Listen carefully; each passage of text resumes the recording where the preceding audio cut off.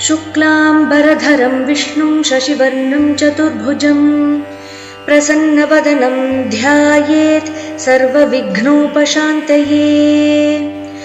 वागीशाद्यासु मनसः सर्वार्थानामुपक्रमे यं नत्वा कृतकृत्याः स्युस्तं नमामि गजाननम्। गुरुर्ब्रह्मा गुरुर्विष्णुः गुरुर्देवो महेश्वरः गुरुः साक्षात् परं ब्रह्म तस्मै श्रीगुरवे नमः। अखण्डमण्डलाकारं व्याप्तं येन चराचरं तत्पदं दर्शितं येन तस्मै श्रीगुरवे नमः। दोर्भिर्युक्ता चतुर्भिः स्फटिकमणिमयीमक्षमालां दधाना हस्तेनैकेन पद्मं सितमपि च शुकं पुस्तकं चापरेण भासा कुन्देन्दु शङ्खस्फटिकमणिनिभा भासमाना समाना सा मे वाग्देवतेयं निवसतु वदने सर्वदा सुप्रसन्ना। कूजन्तं राम रामेति मधुरं मधुराक्षरम् आरुह्य कविताशाखां वन्दे वाल्मीकिकोकिलं। यः पिबन् सततं रामचरितामृतसागरम् अतृप्तस्तं मुनिं वन्दे प्राचेतसमकल्मषम्। गोष्पदीकृतवारीशं मशकीकृतराक्षसं रामायणमहामालारत्नं वन्दे अनिलात्मजम्। अञ्जनानन्दनं वीरं जानकीशोकनाशनं कपीशमक्षहन्तारं वन्दे लङ्काभयङ्करम्। उल्लङ्घ्य सिन्धोः सलिलं सलीलं यशोकवह्निं जनकात्मजायाः आदाय तेनैव ददाह लङ्कां नमामि तं प्राञ्जलिराञ्जनेयम्। आञ्जनेयमतिपाटलाननं काञ्चनाद्रिकमनीयविग्रहं पारिजाततरुमूलवासिनं भावयामि पवमाननन्दनम्। यत्र यत्र रघुनाथकीर्तनं तत्र तत्र कृतमस्तकाञ्जलिं बाष्पवारि परिपूर्णलोचनं मारुतिं नमत राक्षसान्तकम्। मनोजवं मारुततुल्यवेगं जितेन्द्रियं बुद्धिमतां वरिष्ठं वातात्मजं वानरयूथमुख्यं श्रीरामदूतं शिरसा नमामि। वैदेही सहितं सुरद्रुमतले हैमे महामण्डपे मध्ये पुष्पकमासने मणिमये वीरासने संस्थितम्। अग्रे वाचयति प्रभञ्जनसुते तत्त्वं मुनिभ्यः परं व्याख्यान्तं भरतादिभिः परिवृतं रामं भजे श्यामळम्। वामे भूमिसुता पुरस्तु हनुमान् पश्चात् सुमित्रासुतः शत्रुघ्नो भरतश्च पार्श्वदलयोः वाय्वादिकोणेषु च सुग्रीवश्च विभीषणश्च युवराट् तारासुतो जाम्बवान्। मध्ये नीलसरोजकोमलरुचिं रामं भजे श्यामळम्। रामं रामानुजं सीतां भरतं भरतानुजं सुग्रीवं वायुसूनुं च प्रणमामि पुनः पुनः। नमोऽस्तु रामाय सलक्ष्मणाय देव्यै च तस्यै जनकात्मजायै। नमोऽस्तु रुद्रेन्द्रयमानिलेभ्यो नमोऽस्तु चन्द्रार्कमरुद्गणेभ्यः। चरितं रघुनाथस्य शतकोटिप्रविस्तरम् एकैकमक्षरं पुंसां महापातकनाशनम्। वाल्मीकिगिरिसम्भूता रामाम्भोनिधिसङ्गता श्रीमद् रामायणी गङ्गा पुनाति भुवनत्रयम्। वाल्मीकिर्मुनिसिंहस्य कवितावनचारिणः शृण्वन् रामकथानादं को न याति परां गतिम्। जानकीकान्तस्मरणं जय जय राम राम। आञ्जनेयस्वामी की जय। सद्गुरुनाथ महाराज की जय।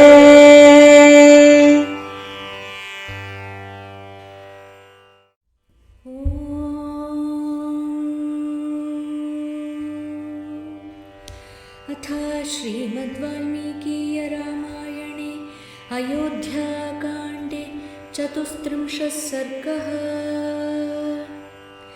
ततः कमलपत्राक्षः श्यामो निरुपमो महान् उवाच रामस्तं सूतं पितुराख्याहि मामिति।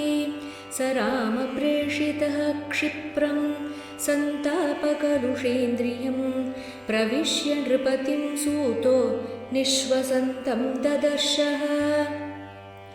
उपरक्तमिवादित्यं भस्मच्छन्नमिवानलं तटाकमिव निस्तोयम् अपश्यज्जगतीपतिम्। आबोध्य च महाप्राज्ञः परमाकुलचेतनं राममेवानुशोचन्तं सूतः प्राञ्जलिरब्रवीत्। तं वर्धयित्वा राजानं पूर्वं सूतो जयाशिषा भयविक्लवया वाचा मन्दया श्लक्ष्णया ब्रवीत्। अयं स पुरुषव्याघ्रो द्वारि तिष्ठति ते सुतः ब्राह्मणेभ्यो धनं दत्त्वा सर्वं चैवोपजीविना। स त्वां पश्यतु भद्रं ते रामः सत्यपराक्रमः सर्वान् सुहृद आपृच्छ्य त्वां हीदानीं दिदृक्षते। गमिष्यति महारण्यं तं पश्य जगतीपते वृतं राजगुणैः सर्वैः आदित्यमिव रश्मिभिः। स सत्यवाक्यो धर्मात्मा गाम्भीर्यात् सागरोपमः आकाशैव निष्पङ्को नरेन्द्रः प्रत्युवाच तं। सुमन्त्रानय मे दारान् ये केचिदिह मामकाः दारैः परिवृतः सर्वैः द्रष्टुमिच्छामि राघवं। सोऽन्तः पुरमतीत्यैव स्त्रियस्तावाक्यमब्रवीत्। आर्यो ह्वयति वो राजा गम्यतां तत्र माचिरम्। एवमुक्ता स्त्रियः सर्वाः सुमन्त्रेण नृपाज्ञया प्रचक्रमुस्तद्भवनं भर्तुराज्ञाय शासनम्। अर्धसप्तशतास्तत्र प्रमदास्ताम्रलोचनाः कौसल्यां परिवार्याथ शनैर्जग्मुर्धृतव्रताः। आगतेषु च दारेषु समवेक्ष्य महीपतिः उवाच राजा तं सूतं सुमन्त्रानय मे सुतं। स सूतो राममादाय लक्ष्मणं मैथिलीं तथा जगामभिमुखस्तूर्णं सकाशं जगतीपतेः। स राजा पुत्रमायान्तं दृष्ट्वा चाराकृताञ्जलिम् उत्पपातासनात्तूर्णमार्तस्त्रीजनसंवृतः। सोऽभिदुद्राववेगेन रामं दृष्ट्वा विशाम्पतिः तमसम्प्राप्य दुःखार्तः पपात भुवि मूर्छितः। तं रामोऽभ्यपतत्क्षिप्रं लक्ष्मणश्च महारथः विसञ्ज्ञमिव दुःखेन सशोकं नृपतिं तथा। स्त्रीसहस्रनिनादश्च संजज्ञे राजवेश्मनि हाहारामेति सहसा भूषणध्वनिमिश्रितः। तं परिष्वज्य बाहुभ्यां तावुभौ रामलक्ष्मणौ पर्यङ्के सीतया सार्धं रुदन्तः समवेशयन्।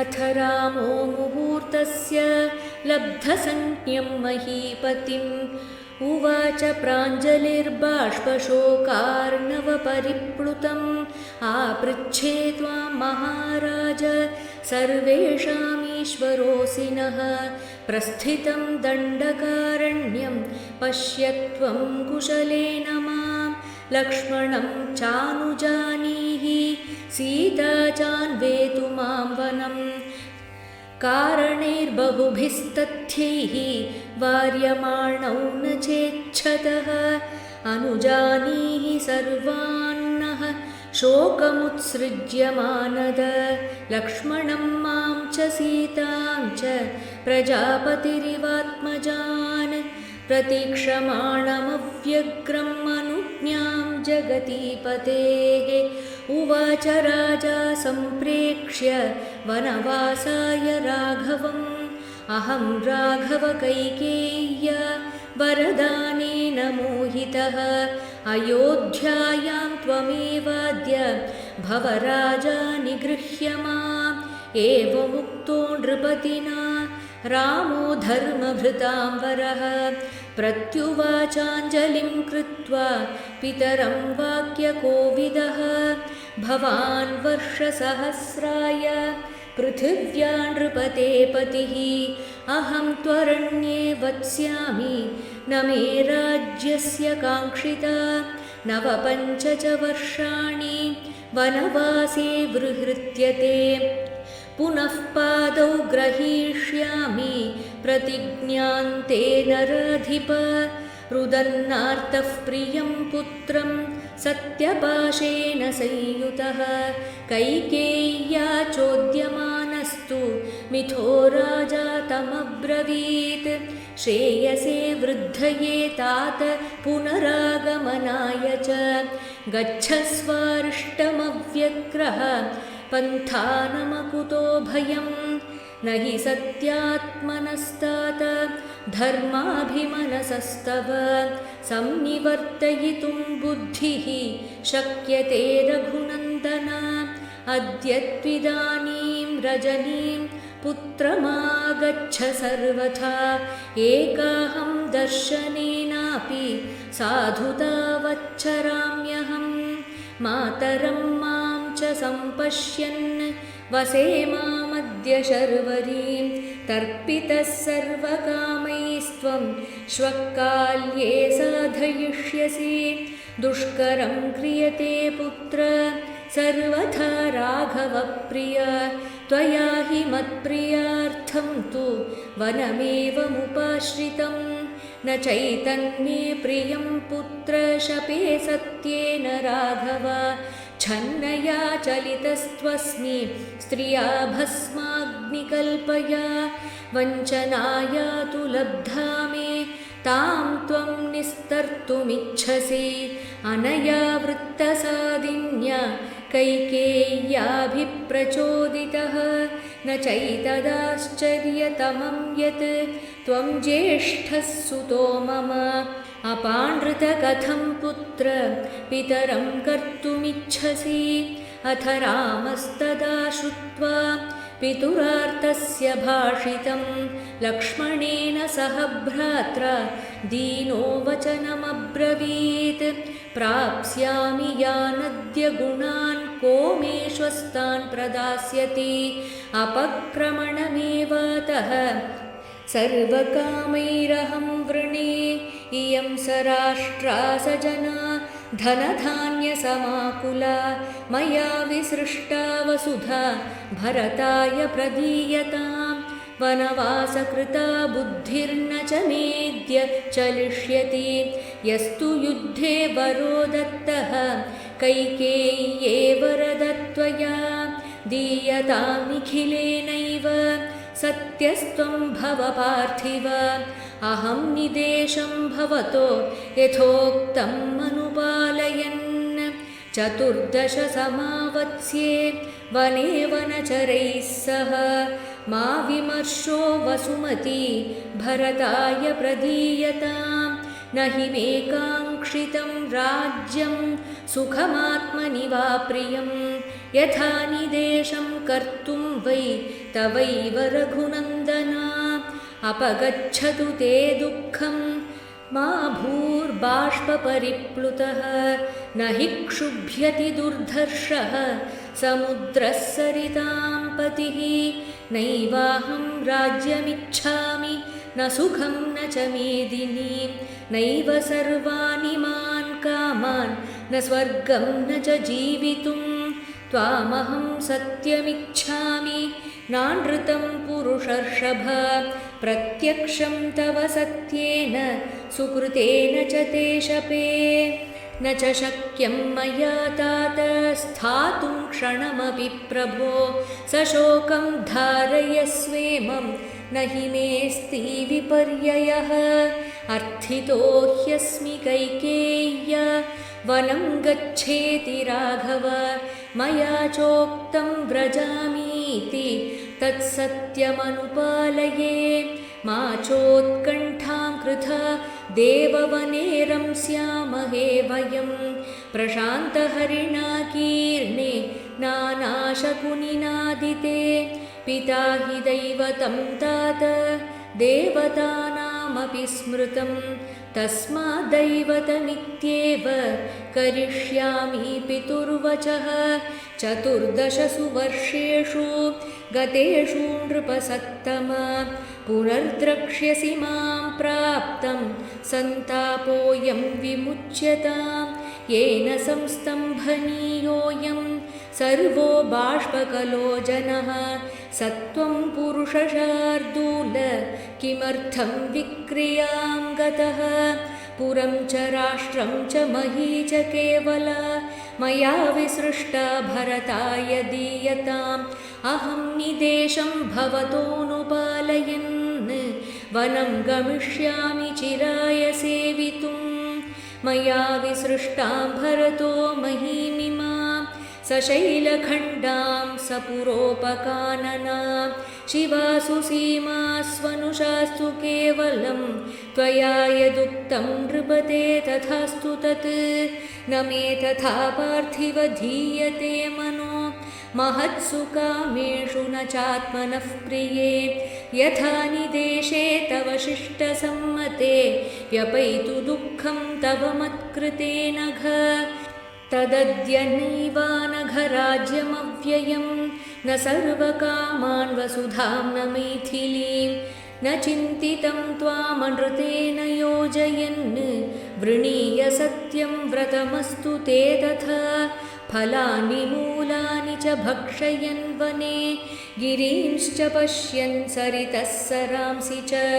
वनं प्रविश्यैव विचित्रपादपं सुखी भविष्यामि तवास्तु निर्वृतिः एवं स राजा व्यसनाभिपन्नस्तापेन दुःखेन च पीड्यमानः आलिङ्घ्य पुत्रं सुविनष्टसंज्ञो भूमिं गतो नैव चिचेष्ट किञ्चित् देव्यः समस्तारुरुदुः समेतास्तां वर्जयित्वा नरदेवपत्नीं रुदन् सुमन्त्रोऽपि जगाममूर्च्छां हा हा कृतं तत्र बभूव सर्वम् इत्यार्षे श्रीमद् रामायणे वाल्मीकीये आदिकाव्ये अयोध्याकाण्डे 34 सर्गः जानकीकान्तस्मरणं जय जय राम राम आञ्जनेयस्वामी की जय सद्गुरुनाथ महाराज की जय।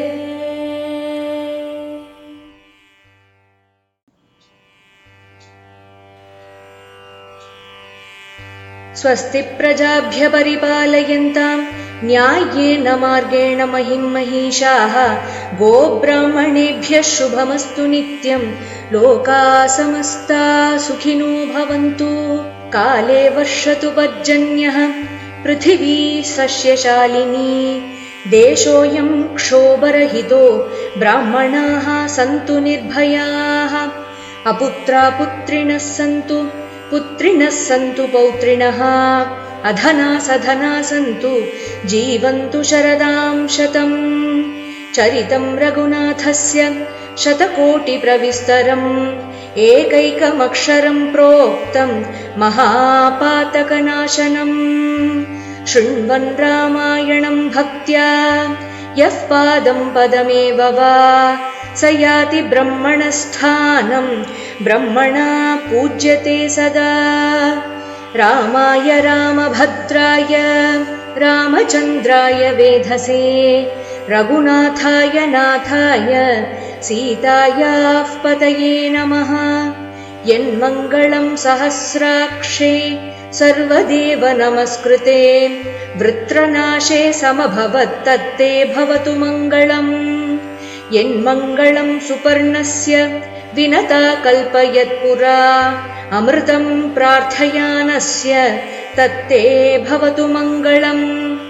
मङ्गलं कोसलेन्द्राय महनीय गुणात्मने चक्रवर्तितनूजाय सार्वभौमाय मङ्गलम्। अमृतोत्पादने दैत्यान् घ्नतो वज्रधरस्य यत् अदितिर्मङ्गलं प्रादात् तत्ते भवतु मङ्गलम्। त्रीन् विक्रमान् प्रक्रमतो विष्णोरमिततेजसः यदासीन् मङ्गलं राम तत्ते भवतु मङ्गलम्। ऋषयः सागराद्वीपा वेदालोकादिशश्च ते मङ्गलानि महाबाहो दिशन्तु तव सर्वदा। कायेन वाचा मनसेन्द्रियैर्वा बुद्ध्यात्मना वा प्रकृते स्वभावात् करोमि यद्यत् सकलं परस्मै नारायणायेति समर्पयेत्तत्। जानकीकान्तस्मरणम्। जय जय राम राम। आञ्जनेयस्वामी की जय। सद्गुरुनाथ महाराज की जय।